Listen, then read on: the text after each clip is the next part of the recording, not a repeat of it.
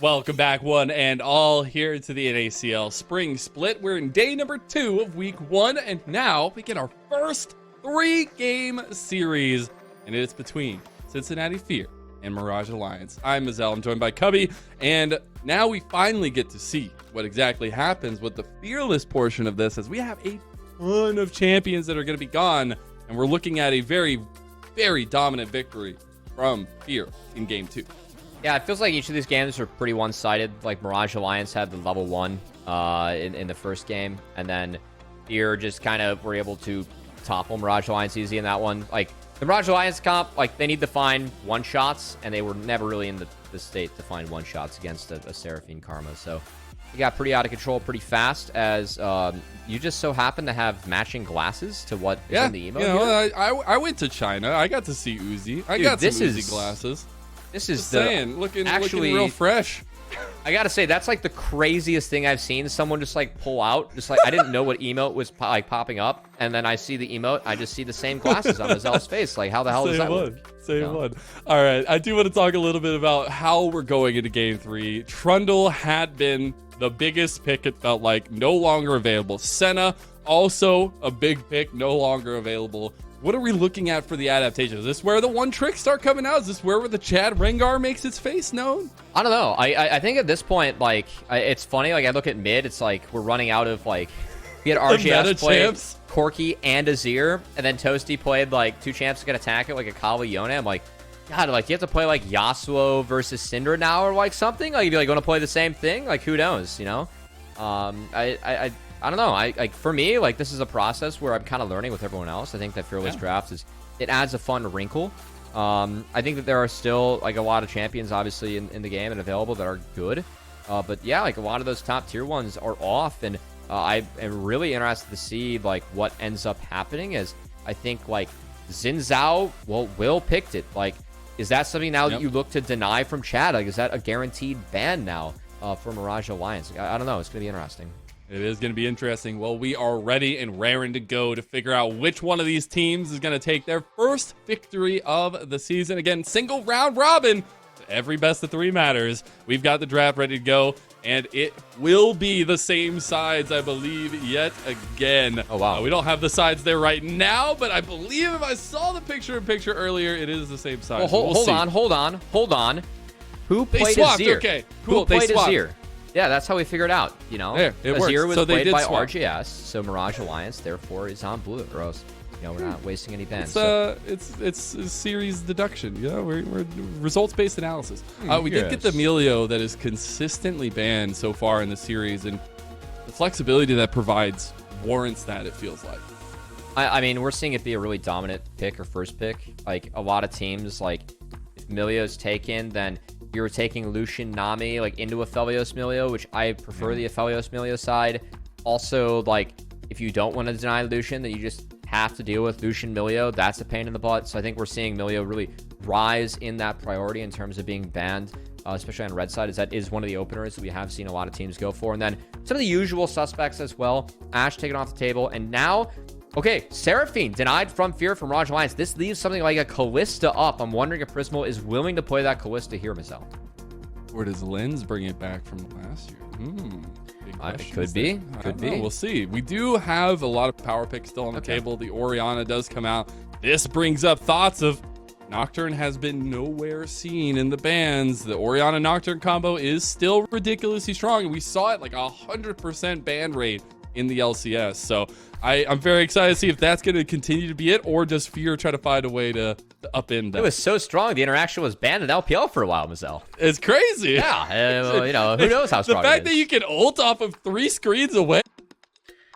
Yeah, I think the rule for LPL is that you could play it, but the Nocturne ult had to connect. Like you had to hear like the audio cue before you press the art.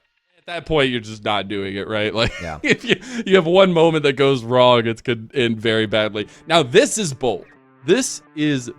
I love the picks. Lucian, I feel like, has been so strong. I still think LPL Lucian is different than every other Lucian, but I've seen a lot of strength in the Western Lucians here at the start of season 14. The Nami, a perfect pick with it.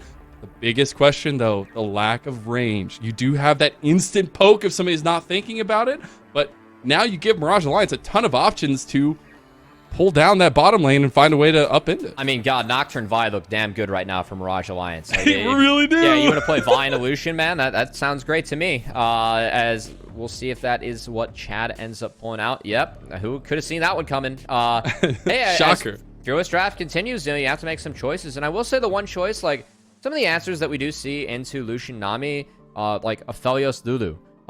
That is something that is being passed up on right now by Mirage Alliance to, secure stuff like the Vi. And it's going to be a little bit tougher to find an answer as you go further and further into the draft. Like, you could ban Aphelios and Draven now as Fear. Are you just going like Caitlyn stuff here? I mean, I don't like Caitlyn and Lucian. Not as much? Yeah, no, I don't. Okay. I think you just take the top side. Cassante is fine. Power pick everything up there. Alorum, I'm sure he has every answer. Or that is there. Alorum's. It is. Wait, that's Alorum's Cassante? Let's go. Yeah, all right. it is. And it was. I was like, oh, hold on. They banned it for the other 2 games too, Yeah. so I think it's awesome. He wants to whip that one out, but there is an easy answer into it. You could take the Olaf if you wanted to, but it is going to be the Gwen. It was something that was banned away last game as well. You actually can't take the Olaf anymore because it was played last game. Oh yeah, true. Yeah, see, Fearless Draft. We're learning. It's a learning process with all of us. So I had it written on the left side, but it's not on the top of the screen right now, so I had it hidden. But yeah, it is. For me, now the second phase gets even more peculiar because you're going to start getting a lot of that bot lane focus, I'm sure, for Fear. And on the other side for Mirage Alliance, it will be those solo lanes, I feel like, that will get the big focus. Yeah, the Jarvan ban, I don't mind because that would really pressure RJS. I do think that Mirage Alliance actually put a lot of stock in RJS so far in these first couple games in terms of just attention. Yeah. Not just in-game, but also pick ban too. Like, I look at the Fear comp and I'm thinking, like, well, I guess Chad's like already played the Poppy, so like they don't have to worry about that anymore, but they can really narrow up the jungle pool if they want, because you gotta figure like maybe a Xin ban coming out next would be really strong. Could be. And then 2 supports being taken off the board, so denying that Xayah Rakan lane, and then something like a Callista Nautilus as well. I think that's okay coming out from Fear in terms of takeaways. I actually really like the kind of engaged supports taken away rather against the Lucian Nami.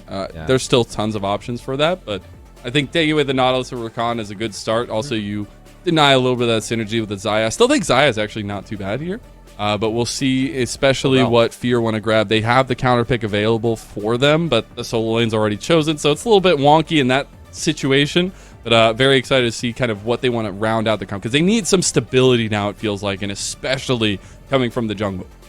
So this is a pick that Toasty, his Nico, I saw him do really well on this pick in the EG Combine.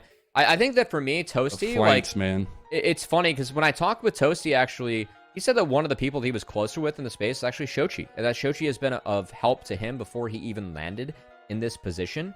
And he's like, Shochi like has a lot of pop-off games. I don't. I kind of like tend to like do my job. And when I watch Toasty save, I think that he takes good angles on the Nico. I think that like he's able to get out of lanes decently well. And Nico Nocturne's a combo. We were talking about the Nocturne Ori playing that into Fear. Looks like Fear could look for that for themselves. Also, I did highlight that Aphelios Lulu as an option. Fear elected to deny other bot lanes and not this pairing. So that is being given over to Prismal and Dardoch.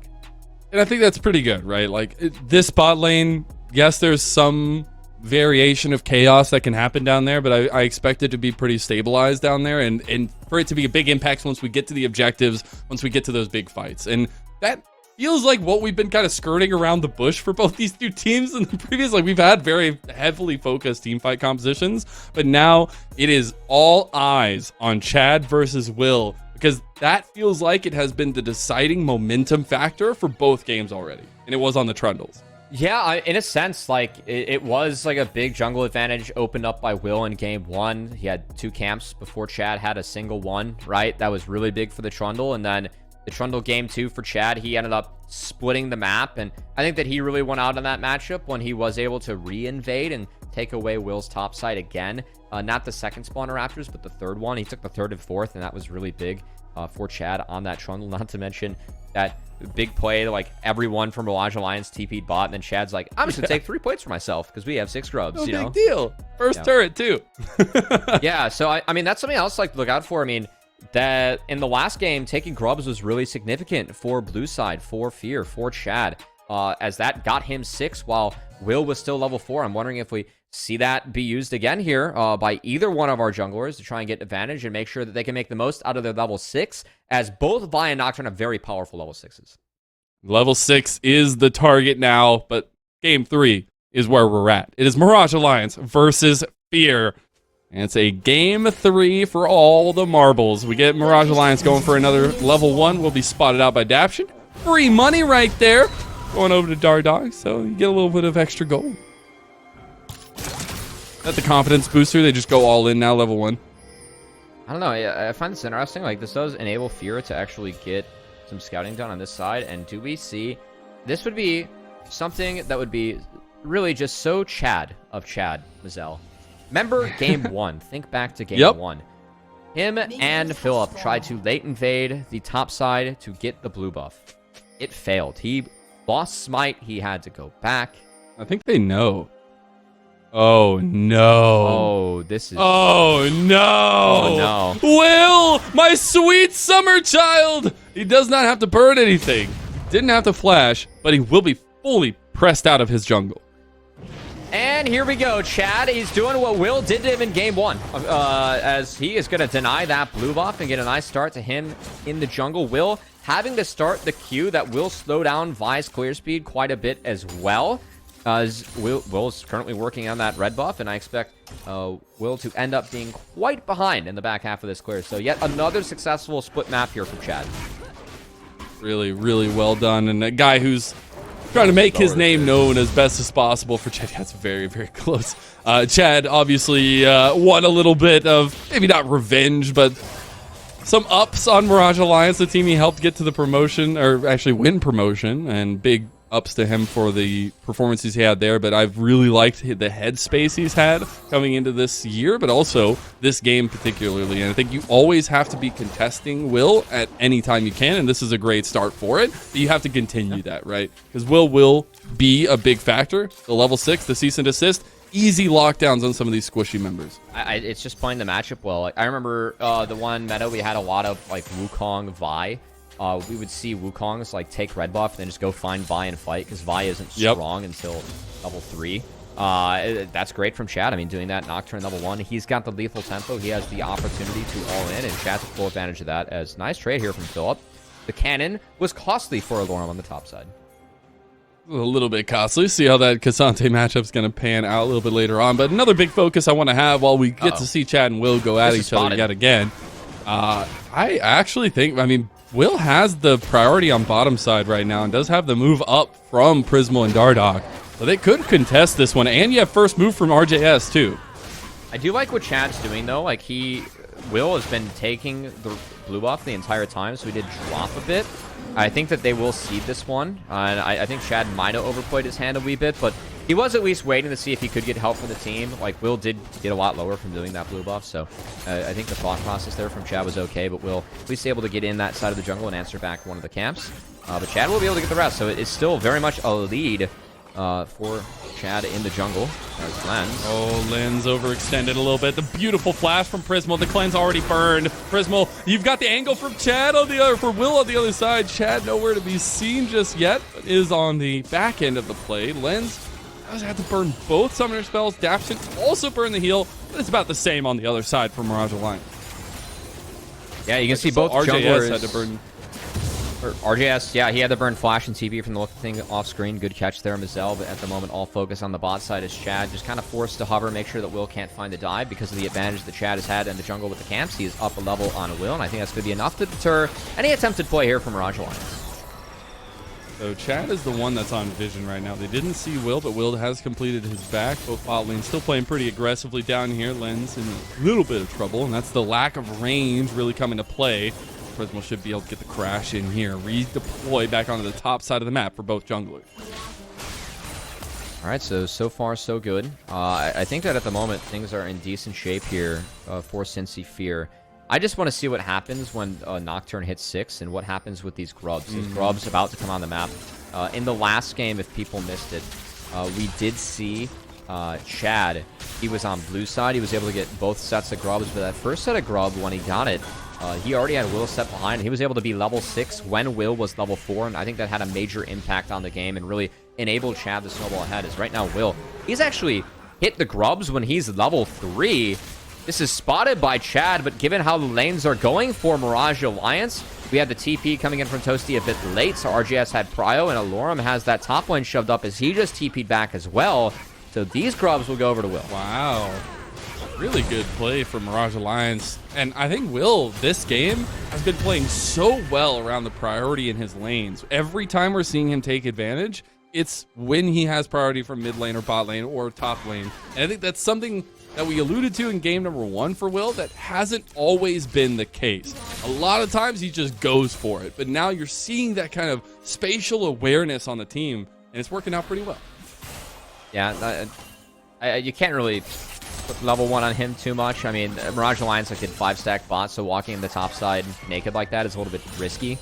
But I think that Will, like that recovery, given that he got the grubs off the lane priority, I think that's a good call out, Mazel. That was the right play for him, and that kind of gets him back in the game now, because those do give a lot of XP over to your jungler. Yeah. And of course, did keys early on, level 6, of course, on both Nocturne and Vi, very big, so being able to at least match that race is nice.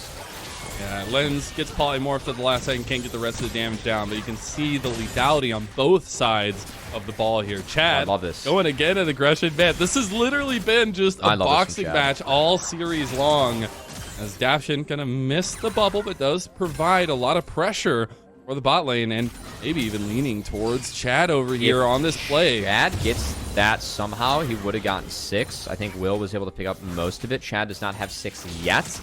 You can see the pressure, everyone collapsing the bot, still pretty significant.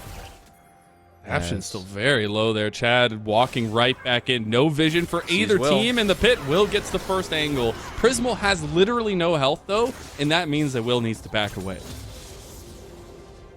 The pressure, I wonder if it's enough for Chad to try the dragon. Again, these junglers are so close to 6. Chad, 2 camps away from it. And Will, I didn't catch his XP bar, but kind of all the attention being paid down here has delayed things a bit. Is Toasty, he's still level 5. And it looks like our screen has frozen, and I'm getting word that there is a pause. It does seem like that is the case, and of course, you know, couldn't go without some tech issues. We always gotta have tech issues. But it is in depth to a game 3 that is neck and neck, and I think that's a lot better statement than we could have said for the other 2 games. And I really like a lot of the movements around. Yeah, each game we had 1 and 2, both really one-sided, but I'm really curious kind of who wins the race to 6. Of course, Nico Nocturne, you hit 6, you want to make plays. Ori Nocturne, or Ori Vi, you hit 6, you want to make plays, right? So I am kind of curious to see Chad and Toasty spending so much time auto lane and trying to pressure, maybe deny that red buff away from Will, as that and another camp would get Nocturne that level 6, which really big for both teams right now. I think that's the next stepping off point that we're going to have. We haven't had any big leads yet come through for either side, just off of early laning and things like that. But once the level 6 comes across, once we get the next dragon fight, it's going to start ticking up. And the thing is you could say that because a lot of the lanes have been very simple. We've had some trades on bottom side, really not even looked at mid lane at all. Top lane's been pretty big stalemate, but jungles have not stopped. It has literally been Chad versus Will punching each other in the face over and over again. Will just got a haymaker delivered to him, though, and that's first blood going over to Toasty, who is now on his way here. And I don't know if they could get out of this one. There's the Pop Blossom, and Chad's the one that picks it up in the end. Dardoch on his way out of there, but I don't think he can make it. Got the slowdown for the Glitter Lance and the Flash Out.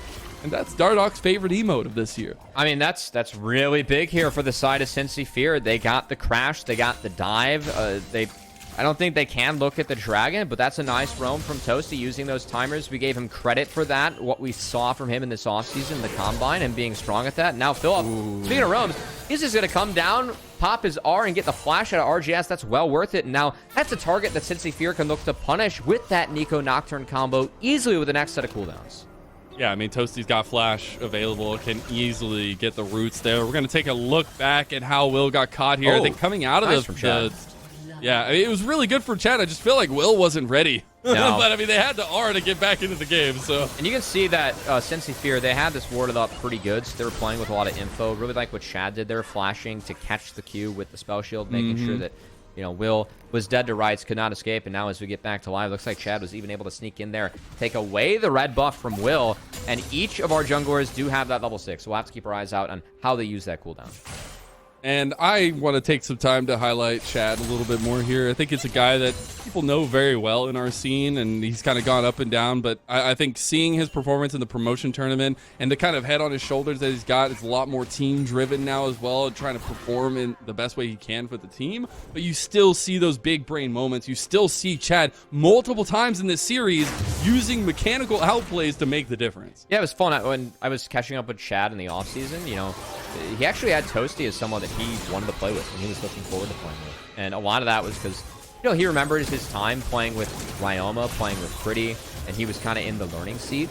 Now, he recognizes, like, hey, with Toasty, like, I am kind of going to be someone teaching a rookie, like, how the game is played and how, like, what we can do and how we play it. And Toasty's someone that he was looking forward to playing with. We got a pause, return to action. Prismal. Paranoia down bot side, and Ice might be doomed for the bot lane of Mirage Alliance. Pop Blossom over the top, and that's everyone falling. The bubble to make things a little bit troubled, and that is easy 3 kills for Fear. 5-0 at 10 minutes in the game. That is real nice and clean coming in from Chad and Toasty as the follow-up on the Pop Blossom did make everyone go pop indeed. And Cincy Fear looking to really bounce back in this series. Mizzell dropped that game 1, but this game, things are off to a great start for them.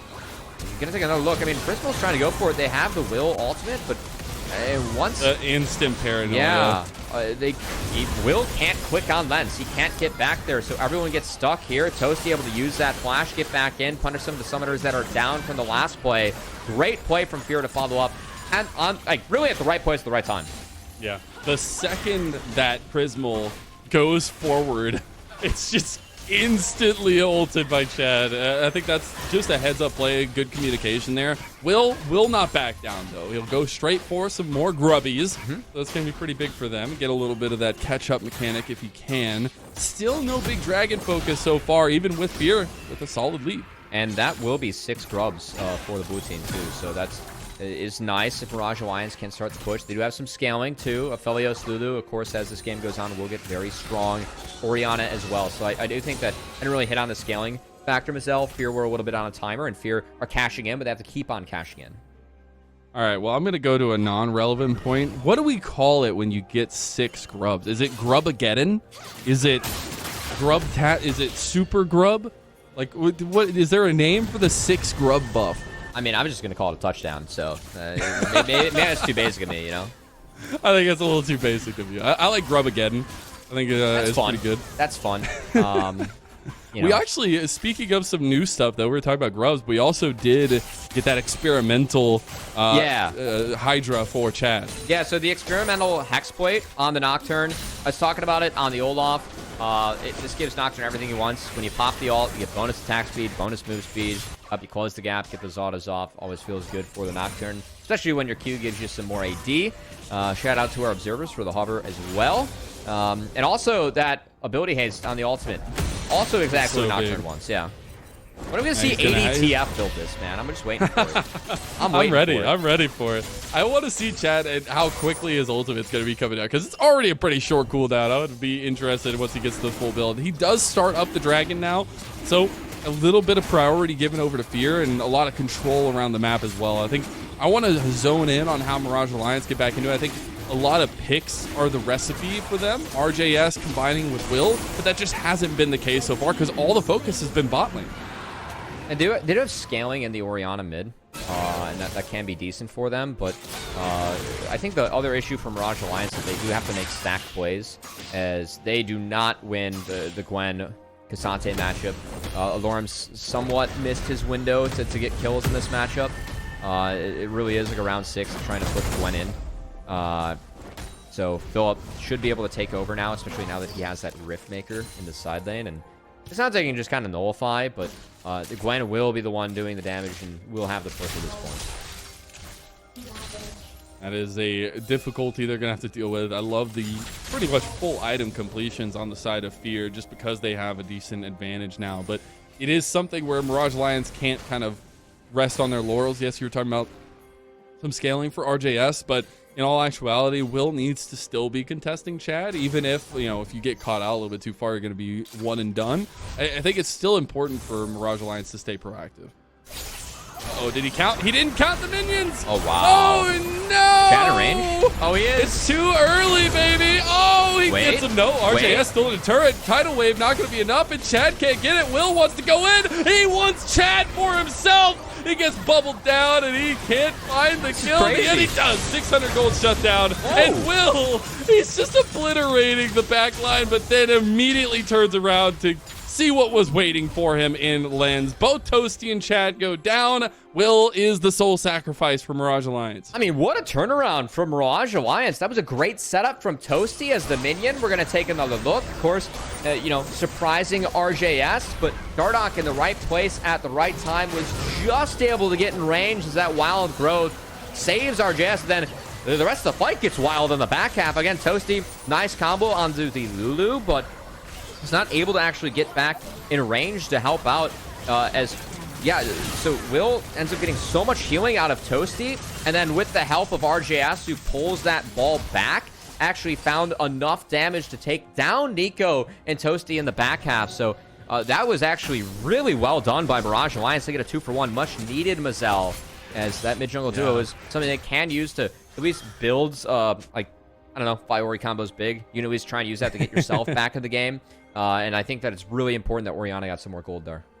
Yeah, cut the lead by almost 1,000 gold just off the back of that play, and it was an overextension from Fear, but you take those all day long, and that's what we talked about from Mirage Alliance. Yes, they have some old heads here, but they also have a lot of veterancy, a lot of decision-making power behind them, just in the brains they have. So that's something you always got to watch out for. Will end up going for the Rift Herald here in the end, and actually Mirage Alliance finding some ground on the map. Yeah, so Rift Herald topside still going to be strong for them. As they have shifted the Cassante bot, and he can somewhat neutralize the Nico down there too, no problem. As, guess what? He got double magic damage. Or, I should say he got magic resist for the double magic damage side banners of Cincy Fears, so it's a nice perk from Mirage Alliance in this mid-game. Herald is picked up by Will. Just go straight top. And yeah, they're going to All right, let's see his driving. The third driving test of the day for Will. See if he can parallel park. How do you parallel park the Rift Herald? I don't know. I don't know how you do that, but we're seeing. Here he goes. Can he hit it? Oh, he's going deep. He's going for the kill. Let's go.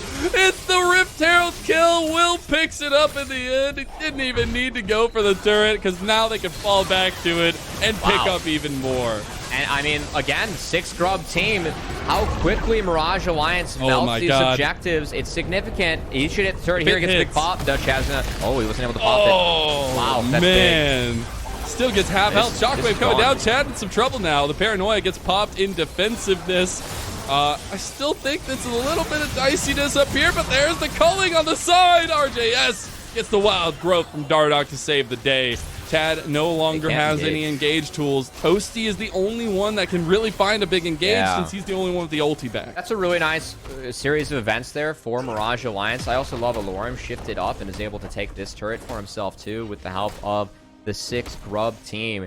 And the amount of gold that Mirage Alliance are able to pick up gets themselves back in it. And I think that we can see at least one of the issues there that Cincinnati will have to be worried about is closing the gap against this team. If you aren't able to close the gap cleanly, the amount of space that Aphelios and Ori are able to take up is massive, and it's something that Fear are going to have issues dealing with. Just getting run down by the Rift Herald. Feels real bad there, but it's a really good communication moment from Mirage Alliance. But they're back on the map. There's a dragon coming up now, and I expect them to go ahead and pick this one up as well. Shelly, man. Shelly really hit the gym this offseason. I mean, oh my God, it's insane. Like, what a transformation. Did you see Shelly hitting the gym at your apartment? Like, is that do you have eyes on that? Like, is it real? No. Like the amount of damage, the fact that it no longer does like a percentage of its health damage to the turret and just does like a giant amount of damage no matter what health it has. Like right there, it literally had like 100 health. It charges into a tier 2 tower and takes half its health. Yeah. Do you want to make note? RJS did take down that turret. Does have Malignance in the Orianna's inventory.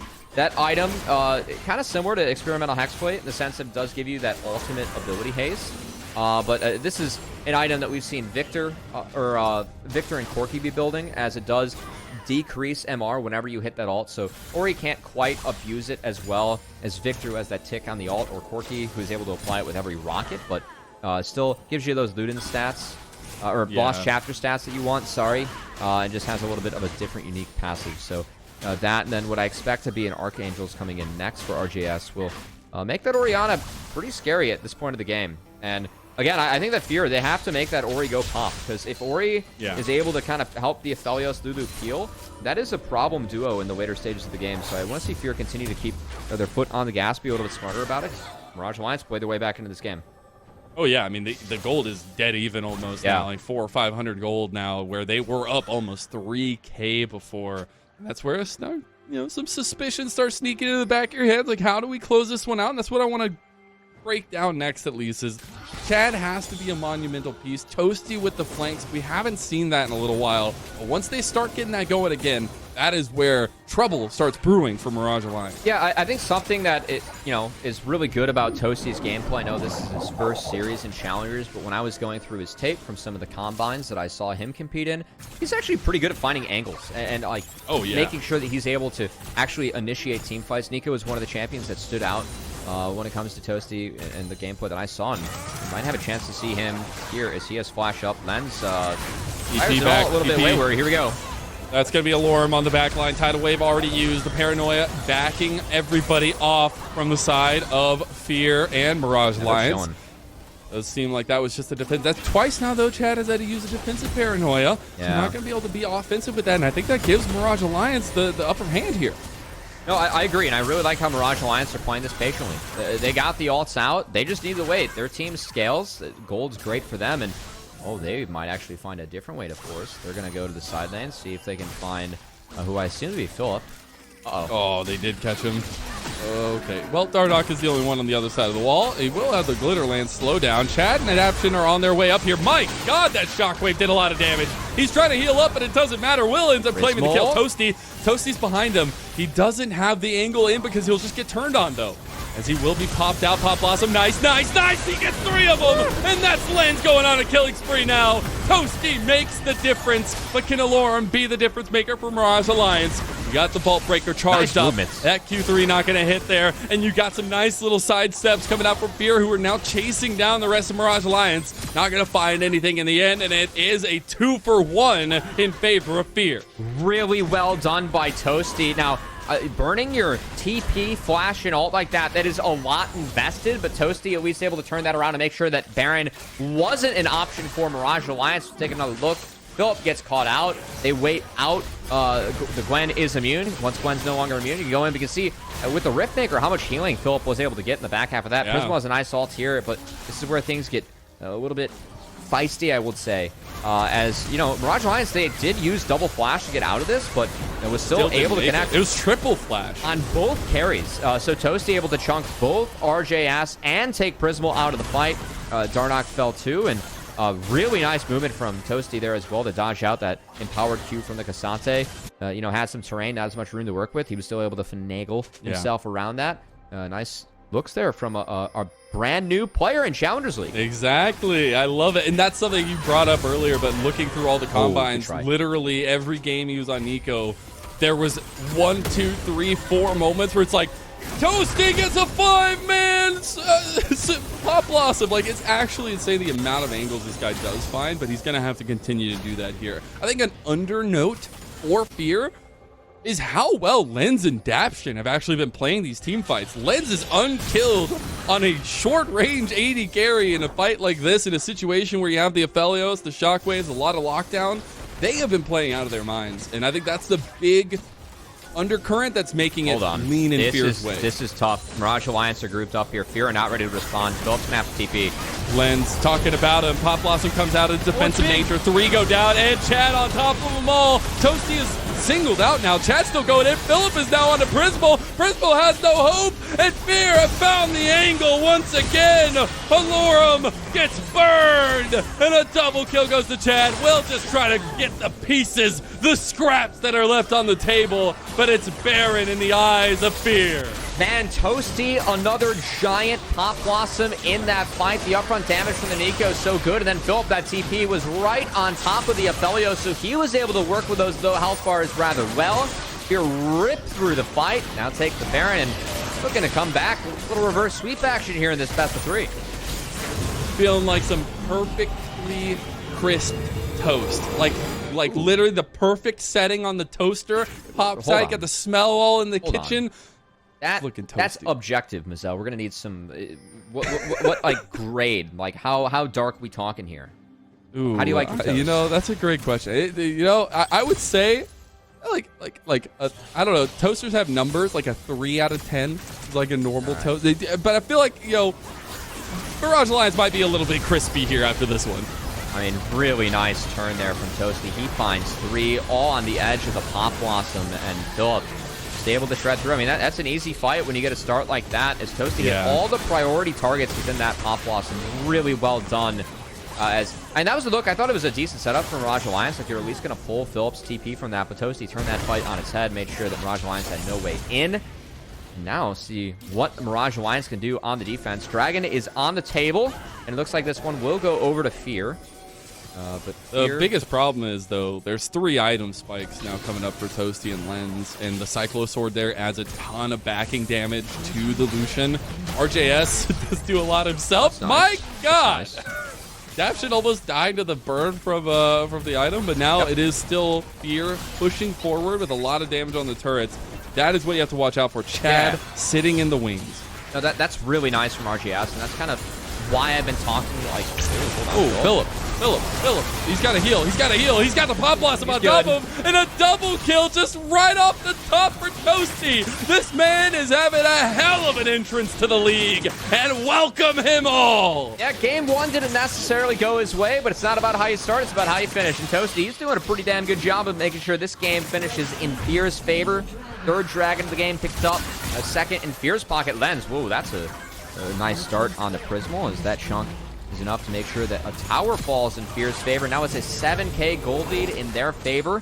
I still want to say, like, Ori and Vi can make plays, right? And they are at a range disadvantage, but that's why Toasty is also having such a high impact. Yeah. That's really enabling Fear to step up, and, you know, when Ori and Aphelios get so low that early, it does make life a lot easier. Ooh, RJS might be in a little bit of trouble here. That is a really big ulti, but it is a Gwen. And unfortunately, even if she's not always immune, she's immune to RJS right there. Now, RJS will complete the very OP item that exists on the current patch right now, Storm Surge. So I think that the next ult that RJS throws down, that could be a one-shot against Daption. So Daption has to be wary of that.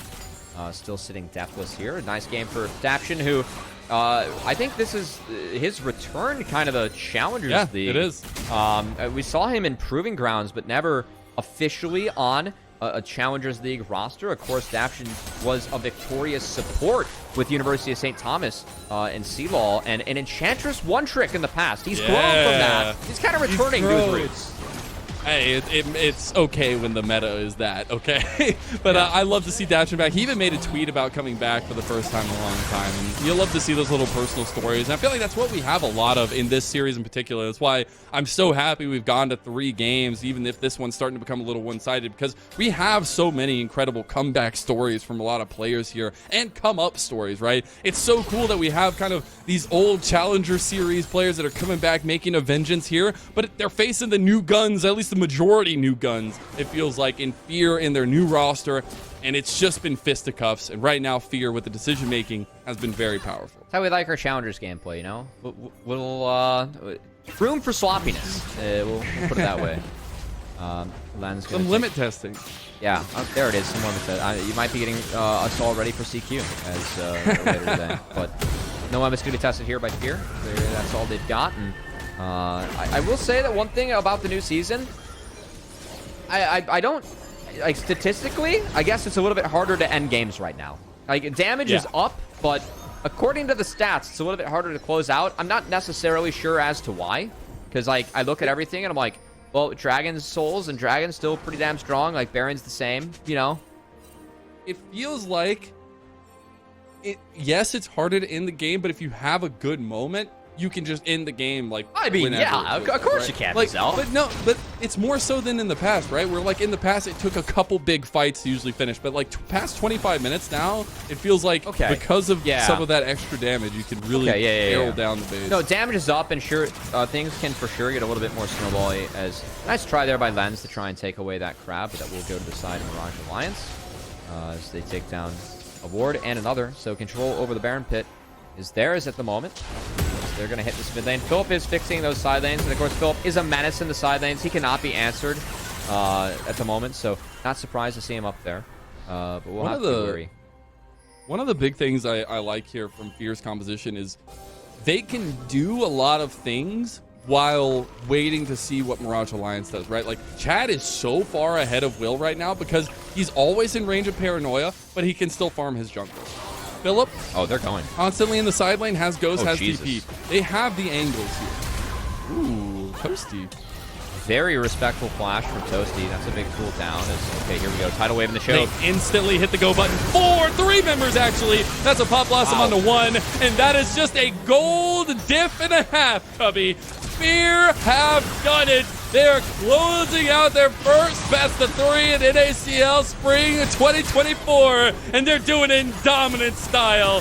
Toasty popping off with the angles, as we've known in the offseason. Chad getting some revenge against the team that he helped promote to the NACL. And Cincinnati Fear, they're starting to come up with their own anime arc here in 2024 as a new age has come. And it seems like a 2-1 victory for Fear and over Mirage Alliance. Hey, I mean, damage is up. They made that end look quite easy, as it was really just a chunk onto the Lulu. Respectful flash from Toasty, but that didn't matter in the end, as respect to Fear, man. That was a good bounce back. Got to see a game 3 finally in Fearless. I do feel like that had a little bit of an impact on the pick ban, at least narrowing up those bot lanes. And honestly, really excited to at least hear from the victorious member of Fear. I'm getting word that we will be talking to Toasty afterwards, which will be fun to see him. I got to talk to him earlier in the week about his debut, and he was, hopeful to gain some future fans. He was like, thank you for the support in advance, because he knew that he was going to at least make some fans out of this. And man, if he keeps on playing like that, I'm going to say that he'll keep on making some more. Just keep hitting those Nico angles, man. You'll have tons of fans in the end. Now, that is it for our first best of 3 of the day. Mirage Alliance falling to Fear, but that does mean we're going to take a little break. We'll have our interview afterwards with Toasty, so don't go anywhere.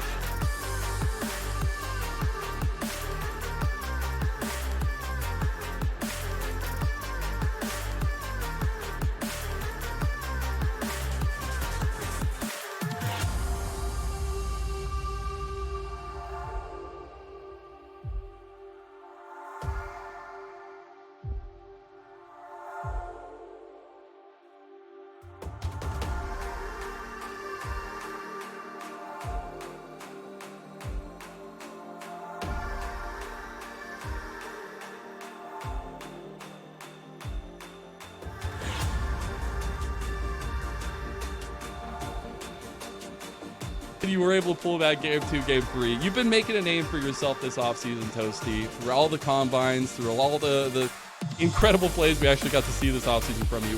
What was the biggest lesson you took into 2024 from that offseason? I mean, a lot of it is like